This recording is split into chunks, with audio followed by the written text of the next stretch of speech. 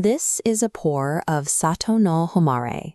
Despite its clarity, this sake is shipped entirely unfiltered, bypassing the active carbon filtration used by almost every other commercial brewery. Achieving this level of natural clarity requires the brewery to bypass modern industrial shortcuts. Instead, they rely on a production process that has remained an unbroken link to the ancient past. The physical evidence of that link is found in Kasama City, where an active brewing prayer plaque dates back to the year 1141. It is the oldest record of its kind, marking Sudo Honke as the oldest active sake brewery in Japan. The business began with a lineage of local warrior clans. They launched sake production to make effective use of annual rice tributes and to help revitalize the local Heian period economy. The current head of the brewery, Gen-emon Sudo, inherited this traditional name in 2011. He represents the 55th generation of his family to lead the estate. 880 years of continuous operation have shifted the brewery's primary mandate. Daily activities are now centered on the preservation of this specific ancestral legacy. Production is governed by an oral creed passed down through the Sudo family. Good sake comes from good rice, which comes from good soil, which comes from good water, which comes from good trees. To protect this cycle, the family strictly forbids cutting down any trees on the estate. Today, a forest of approximately 600 massive trees stands watch over the grounds, blocking direct sunlight and maintaining the soil's health. These trees serve as a natural filtration system. Rainwater travels through deep root systems, purifying as it descends into the underground aquifer. This water feeds 3 historic wells, yielding exceptionally pure, soft water that possesses vigorous fermentation properties.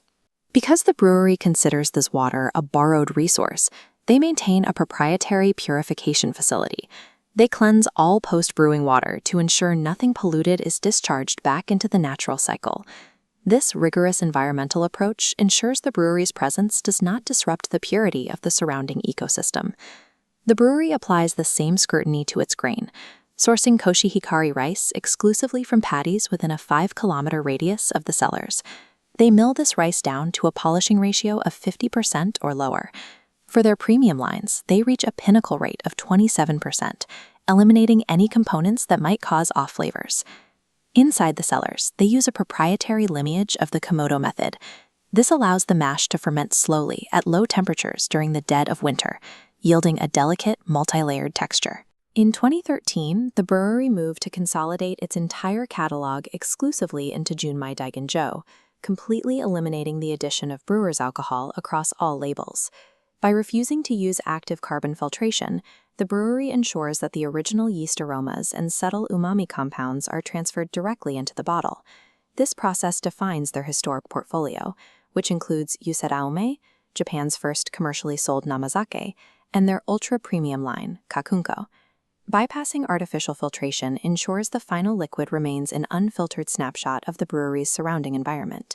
The brewery's model of coexistence extends to its neighbors. They have formed a tight-knit community with local contract agriculturalists to secure high-grade local ingredients. This regional cooperation was formalized in 2013 through an ordinance mandating that local celebratory toasts be made using local sake and traditional kasamayaki pottery.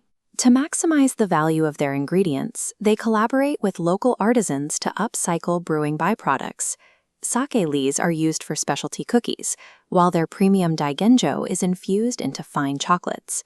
While rooted in Kasama, the brewery's current strategy focuses on international expansion.